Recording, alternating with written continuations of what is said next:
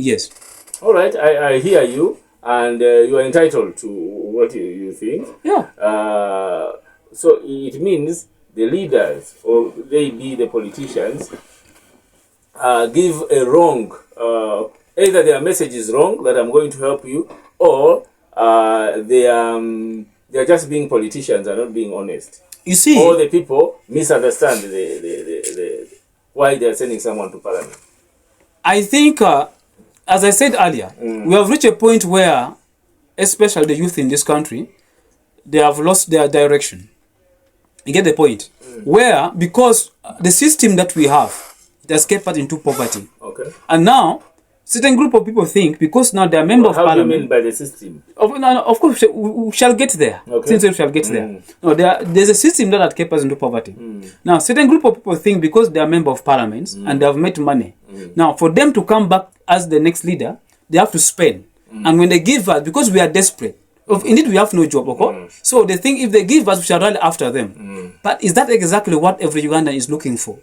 We are looking for someone who has vision, who has an idea that can transform society.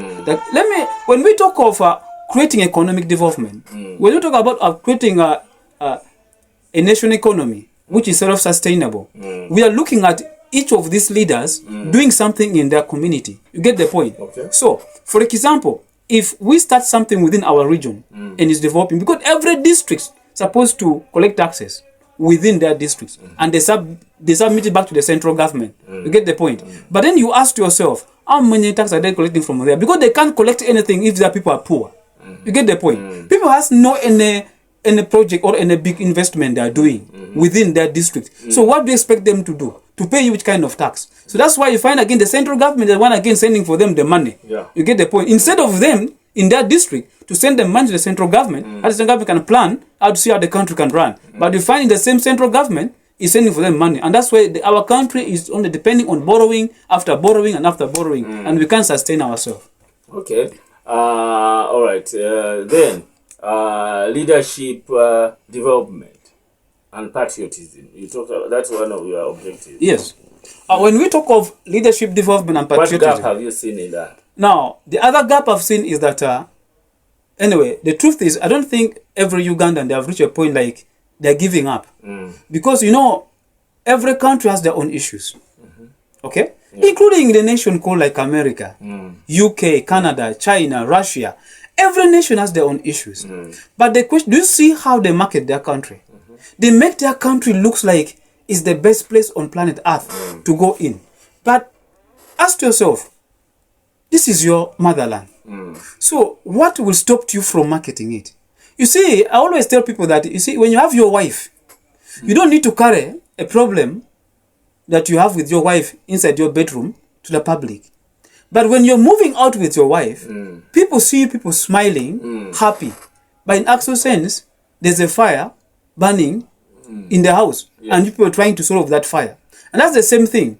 This is, Uganda is like our home. It's like our living room. Not like it is. Yes. So whatever we are doing, let's do it within here. But when we go out of here, let's speak something positively. Now, even those who have left Uganda and they are abroad, we call them the diaspora. Okay? I understand. You might see the government maybe not be doing something right, but at least speak something good about your country. Because through you speaking something good, you're trying to attract more investors to come and invest. Because the government is doing its best. Because for us to have more investors to come in, what they consider is the political stability. So at least we need to say that this government has managed to build the stability in terms of security. Compared to the time of 1962, 1970s and 1980s, the time of Obote and so on. This government has tried, which at least we need to know that the investors, they can come and invest their money because the country is peaceful and stable. Yes, we have other issues which knock us here and there. We can disagree and we can agree. I'm a historian. I'm not going to lie to you. And in history, we say we do appreciate and we also criticize. Yes. So I'm not going to say everything is good. But if I'm out in a global platform, try to use the leadership knowledge you have to speak also good thing about the country. Okay. But if there's something wrong, learn how to address it in an organized manner that at least at the end of the day, they will understand. But it's not stopping people from coming to invest. And that is how we grow our economy. Now, so one of the reasons why I'm saying is about training people to become patriotic. is that Ugandans need to build themselves from the ground level, that this is our nation. At the end of the day, we need to love it with all our heart. Things need to move on. That we have issues, we will disagree. If there's a challenge, yes, we will solve it within here.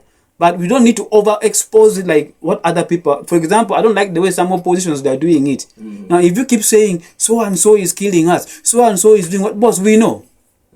What does it make sense you telling us what we know? The question is, what are you doing about